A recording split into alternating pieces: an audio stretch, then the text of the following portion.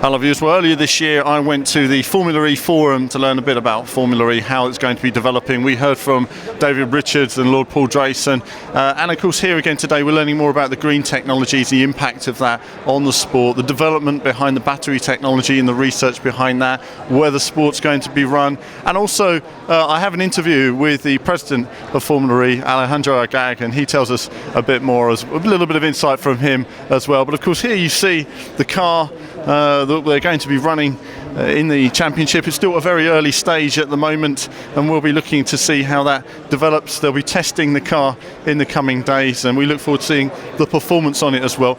It'll be early days, it'll have a long way to go, but first let's look at a bit more of the presentation and see what they were showing today. So here we were then, deep within the Bloomberg building, a very impressive building it was as well. Nice to get this access to it, as we have the great and the good from the world of motorsport, TV presenters to the money behind motorsport to racing drivers.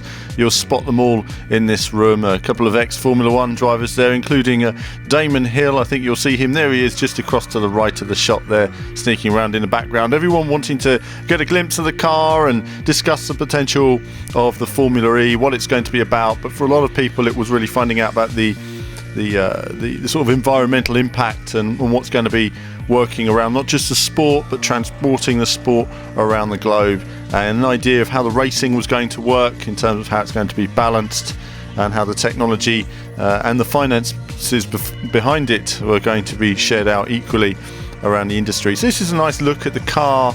And you can see here it's very limited aerodynamically. They have aerodynamics over the front wheels to help there. It's very simple comparatively compared to a Formula One car. It has groove tyres. They won't be changing tyres for dry and wet conditions. They'll have all-purpose tyres that are designed specifically to be run with electric cars. They believe the performance will be good for city circuits, and of course the racetracks will all be city circuits, including Monaco, which will also share its weekend with Formula One, and there'll be a Formula E day. Formula E will be held on one day, including any practice, qualifying and race sessions all on the same day, so it will certainly be tough for the drivers, but that's putting the drivers under pressure. But we'll be interested to see how that works. We can see the steering wheel here. Of course there'll be simple boost options. There's not a lot of controls on the wheel. They're keeping it quite simple in terms of the management of the car. They want it to be much more down to the racing, and of course this will be a spec series from the off, but that will be changing as time goes on. Before we move on to the presentation here, and you can see an introduction from Bloomberg to the many guests that were there on the day. Very powerful business people from the world of motorsport, from the world of industry, from the motor industry, because we're not just looking at a new sport, we're looking at the future of motorsport. We're looking at the future of car production, not just now but in 25, 30, 50, 100 years from now. And I think if you look at how cars have progressed over the past 50 to 100 years, imagine that again in the future. Electric energy now is very small, but years from now the performance will be equally what we have today with a standard aspirated or petrol engine, and it's going to be impressive to see what we can draw from it, as we can see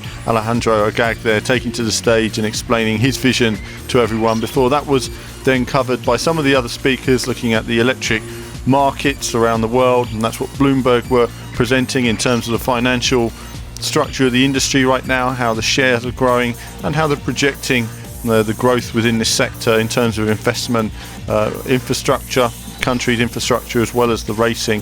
But predominantly they're wanting to grow the whole green vibe in terms of the technology that's being produced, to make it easier to produce these cars and the equipment, and also standard road cars as well. And there's a lot of work from Renault and Nissan going into producing the cars of tomorrow, but also how the sport is going to appeal to people. And we're going to look more at that in part two, who the target market's going to be for this.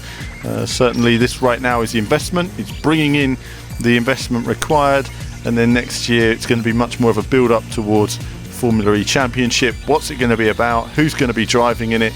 And we'll look at that more in part two. And here we see, of course, we see the Renault discussing their range of cars and their electric cars that they've been building, the performance of those. Very impressive presentation from Renault, just showing where they're moving in the next few years. This chap here, fantastic French accent he has as well, I have to admit, it was impressive hearing all these many speakers putting across what they're doing, as well as DHL, making sure that they're using as little fuel consumption as possible in moving to electric for the presentation of Formula E. But that's it for this part 1 of Formula E.